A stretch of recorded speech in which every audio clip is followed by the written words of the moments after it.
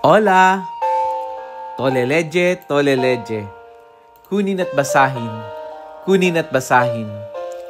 Ako po si Kuya Sam Pagaduan, ang inyong kasama sa ating lumalim at mamunga Daily Gospel Reflection. Ngayon ay November 14, 2025. Ang mabuting balita ng Panginoon ayon kay San Lucas, chapter 17, verse 26 to 37. Noong panahong iyon, sinabi ni Jesus sa kanyang mga alagad, ang pagparito ng anak ng tao ay matutulad sa kapanahunan ni Noe. Noon, ang mga tao ay nagsisikain at nagsisiinom, nag-aasawa hanggang sa araw na sumakay si Noe sa daong. Dumating ang baha at namatay silang lahat. Gayun din noong panahon ni Lot, ang mga tao ay nagsisikain at nagsisiinom, namimili at nagbibili, nagtatanim at nagtatayo ng bahay. Ngunit nang araw na umalis si Lot sa Sodoma, umulan ng apoy at asupre at natupok silang lahat. Gayon din sa pagdating ng anak ng tao. Sa araw na iyon, ang mga nasa bubungan ay wag nang bumaba upang kunin ang kanyang mga ari-arian sa loob ng bahay. Ang nasa bukid ay wag nang umuwi. Alalahanin ninyo ang nangyari sa asawa ni Lot. Ang sino mang magsikap na iligtas ang kanyang buhay ay mawawalan nito. Ngunit ang sino mang mawalan ng kanyang buhay ay siyang makapagliligtas nito. Sinasabi ko sa inyo, may dalawang lalaking natutulog sa isang higaan sa gabing iyon. Kukunin ng isa at iiwan ng isa. May dalawang babaeng magkasamang gumigiling. Kukunin ng isa at iiwan ng isa. May dalawang lalaking gumagawa sa bukid. Kukunin ng isa at iiwan ng isa. Saan po, Panginoon? Tanong ng kanyang mga alagad. Sumagot siya, kung saan naroon ng mga bangkay, doon naman nagkakatipon ang mga buwitre. Ang mabuting balita ng Panginoon. Pinupuri ka namin, Panginoong Hesukristo. Sabi ni Jesus sa Gospel, ang pagdating ng anak ng tao ay kagaya noong panahon ni Noe at kagaya rin noong panahon ni Lot. Siguro magtataka tayo, may ano ba noong panahon nila?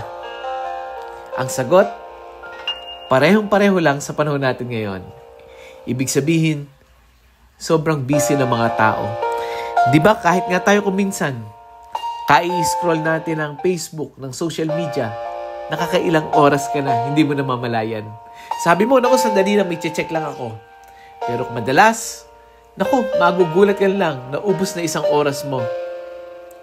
Katitingin lang sa social media. Kaya, binanggit ni Jesus, noong panahon ni Noe, kumakain sila, umiinom at nag-aasawa. Very busy sa itineraries nila. Busy sa sariling plano. Noong panahon ni Lot, bumibili sila, nagbebenta, nagtatanim, nagtatayo.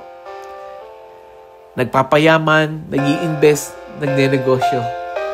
Sounds familiar, di ba? Ganon na ganon. At siguro, kung si Jesus ay nabumuhay ngayon, baka idadagdag na niya. Ang mga tao ay nagsa-cellphone, nagpo-post, di ba? Nagso-social media.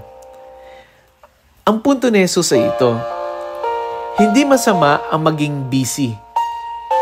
Pero nakakasama kapag sa sobrang busy natin, nakakalimutan na natin ang Diyos.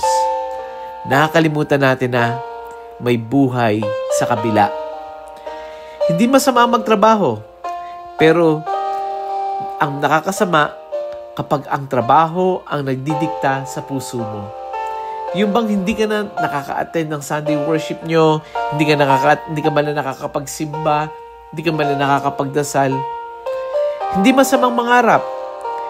Pero ang masama ay kapag ang pangarap natin ang nagiging dahilan para makalimutan natin na mayroong Diyos. Ang masama kapag yung tingin natin sa sarili natin, parang tayo ang Diyos. Sabi nga, napakarami natin ginagawa. Pero kukunti ang oras para sa ating lumikha. At ito ang pinaka-warning ni Jesus. Sa dami ng ginagawa ng tao, hindi na nila napapansin na may paparating pala at may darating pa. At yan ang pinakamalaking trahedya. Yung hindi dumadating ang wakas, kundi ang dumating na hindi ka handa.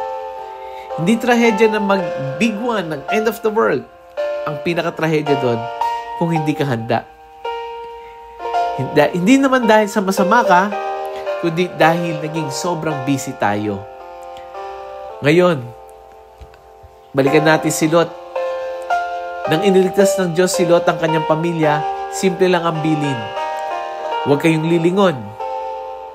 Ibig sabihin, huwag babalik, huwag babalikan, huwag ka nang manahan sa dati.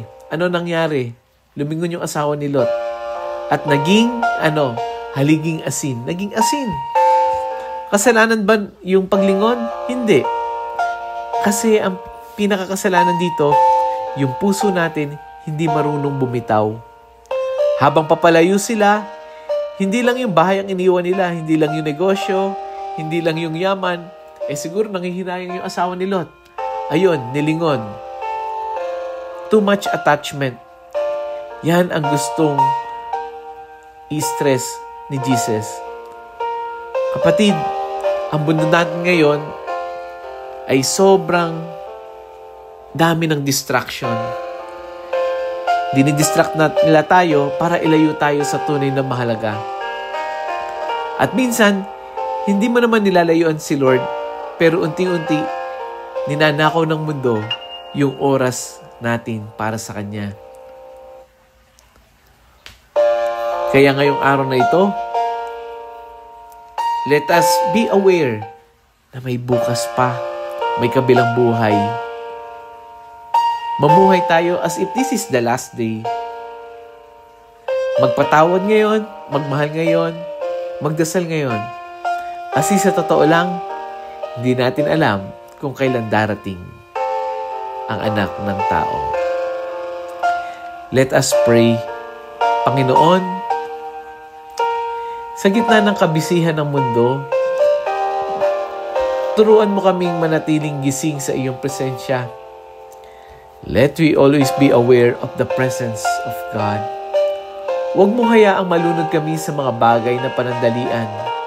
Bigyan mo kami ng pusong gising, alert, mapanuri at tapat sa iyo upang sa oras ng iyong pagdating, masumpungan mo kaming handa. May dalang pagmamahal at hindi takot. Amen. Magkarinigan po muli tayo bukas, mga kapatid. Pero huwag natin kaya kalimutang i-share yung ating audio gospel sa ating mga kapamilya, sa ating mga kaibigan, kamag-anak, sa ating mga GC, sa ating mga classmates. Kumbaga, i-share natin ito. Tulungan din natin yung mga mahal natin sa buhay na maging aware that there is what we call the presence of God. Ito yung magandang paalala para sa mga taong nakakalimot. Muli, ako po si Kuya Sam Pagaduan, nag-aanyaya. Halina, tayo ay lumalim at mamunga. Lumalim sa pananampalataya at mamunga na mabubuting gawa. God bless us all.